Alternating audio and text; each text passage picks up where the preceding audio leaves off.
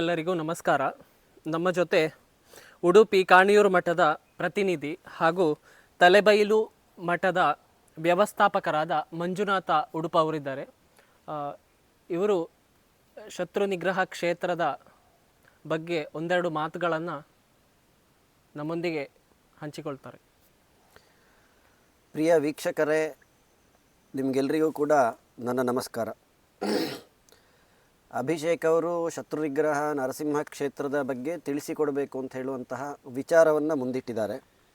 ಇದು ಉಡುಪಿಯ ಅಷ್ಟಮಠಗಳಲ್ಲಿ ಒಂದಾದಂತಹ ಕಾಣಿಯೂರು ಮಠದ ಶಾಖೆಯಾಗಿ 650 ವರ್ಷಗಳ ಮೊದಲು ಕಾಸರಗೋಡು ಜಿಲ್ಲೆಯ ಕುಮಡಾಜೆ ಗ್ರಾಮದ ತಲೆಬೈಲು ಅನ್ನುವಂತಹ ಪ್ರದೇಶದಲ್ಲಿ ಆವತ್ತಿನ ಪೀಠಾಧಿಪತಿಗಳಿಂದ ಸ್ಥಾಪಿಸಲ್ಪಟ್ಟಂತಹ ಒಂದು ಕ್ಷೇತ್ರ.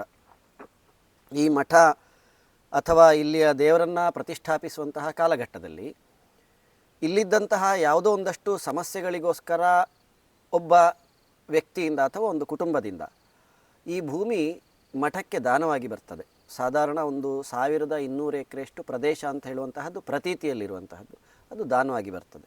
ಆ ದಾನವಾಗಿ ಬರುವಂತಹದ್ದು ಯಾವುದಕ್ಕೆ ಅಂತ ಹೇಳಿದರೆ, ಶತ್ರುಗಳ ಕಾಟದಿಂದಲೇ ಆ ಭೂಮಿಯ ಒಡೆಯರವತ್ತು ಯಾರಿದ್ರೋ ಅವರಿಗೆ ಸಮಸ್ಯೆ ಆಗ್ತಾ ಇತ್ತು ಅಂತ ಹೇಳುವ ಕಾರಣಕ್ಕೋಸ್ಕರ ನರಸಿಂಹದೇವರಿಗೆ ನಾವು ಅದನ್ನು ದಾನ ಮಾಡ್ತೇವೆ ಅಂತ ಹೇಳಿ ಅವರು ಹೇಳಿದ ಕಾರಣದಿಂದ ಆವತ್ತಿನ ಪೀಠಾಧಿಪತಿಗಳು ಯಾರಿದ್ರೋ ಅವರು ಇದನ್ನು ಶತ್ರು ನಿಗ್ರಹ ನರಸಿಂಹದೇವರನ್ನೇ ಇಲ್ಲಿ ನಾವು ಪ್ರತಿಷ್ಠಾಪನೆ ಮಾಡಬೇಕು ಅನ್ನುವಂತಹ ಕಲ್ಪನೆಯನ್ನಿಟ್ಟುಕೊಂಡು ಇಲ್ಲಿ ಶತ್ರು ನಿಗ್ರಹ ನರಸಿಂಹದೇವರನ್ನು ಪ್ರತಿಷ್ಠಾಪನೆ ಮಾಡ್ತಾರೆ.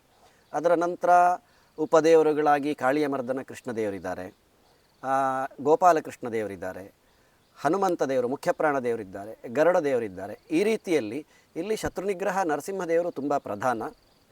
ಪ್ರತಿ ದಿವಸ ಬೆಳಗ್ಗೆ 8ವರೆಗೆ ಸಾಯಂಕಾಲ 7ವರೆಗೆ 2 ಹೊತ್ತು ಮಠ ಪರಂಪರೆಯ ಸಂಪ್ರದಾಯದಂತೆ ಅರ್ಚಕರ ಮುಖಾಂತರ ಪೂಜಾದಿ ಸತ್ಕಾರ್ಯಗಳು ಕೂಡ ನಡೀತದೆ. ಅದರ ಜೊತೆಯಲ್ಲಿ ವರ್ಷಾವಧಿಯಲ್ಲಿ ನರಸಿಂಹದೇವರ ಮಠಕ್ಕೆ ಸಂಬಂಧಪಟ್ಟಂತಹ ವಿಷ್ಣುಮೂರ್ತಿ ದೈವದ ಒತ್ತೆಕೋಲ ನಡೀತದೆ.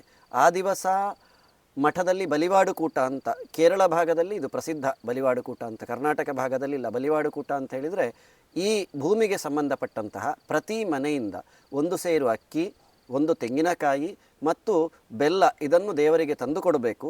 ಅದರಿಂದ ಅಡಿಗೆ ಮಾಡಿ ಅದನ್ನು ಅಂದರೆ ನೈವೇದ್ಯವನ್ನು ಮಾಡಿ ದೇವರಿಗೆ ಸಮರ್ಪಣೆ ಮಾಡಿ ಅದನ್ನು ಅವರು ಪ್ರಸಾದದ ರೂಪದಲ್ಲಿ ಸ್ವೀಕರಿಸುವಂತಹದ್ದು. ಅದು ಈ ಕೇರಳ ಭಾಗದ ವಿಶೇಷತೆ. ಇಲ್ಲಿ ಅದು ಪರಂಪರೆಯಾಗಿ ಬೆಳೆದು ಬಂದಿದೆ. ಆ ದೃಷ್ಟಿಯಲ್ಲಿ ಬಲಿವಾಡುಕೂಟ ಅಂತ ಇರ್ತದೆ. ಒಂದು ಜನವರಿ 7ನೇ ತಾರೀಕು, ಮತ್ತೊಂದು ಏಪ್ರಿಲ್ 7ನೇ ತಾರೀಕು. ಒಂದು ಒತ್ತೆಕೋಲ ಅಂತ ವಿಷ್ಣುಮೂರ್ತಿ ದೈವದ ಕೆಂಡ ಸೇವೆ, ಮತ್ತೊಂದು ಬಯಲುಕೋಲ ಅಂತ. ಪ್ರತಿ ವರ್ಷವೂ ಕೂಡ ಆ 2 ಕಾರ್ಯಕ್ರಮವೂ ಇಲ್ಲಿ ನಡೀತದೆ. ಇದು ಮೇಲ್ನೋಟಕ್ಕೆ ನಾವು ಹೇಳುವಂತಹ ನರಸಿಂಹದೇವರ ಕ್ಷೇತ್ರಕ್ಕೆ ಸಂಬಂಧಪಟ್ಟಂತಹ ಒಂದಷ್ಟು ವಿಚಾರಗಳು.